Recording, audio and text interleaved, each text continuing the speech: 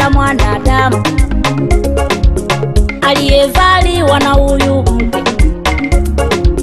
Hana siku nyingi za kuishi, pamoja na siku chache alizo nazo. Mwanadamu huyo hujaa taabu, nduguyo anapotwaliwa. Mungu wangu huwa ulaumiwa. Wapendwa, usitende dhambi kwa ajili ya huyo nduguyo. Nasema Mungu alitoa na leo Mungu ametwaa, na jina lake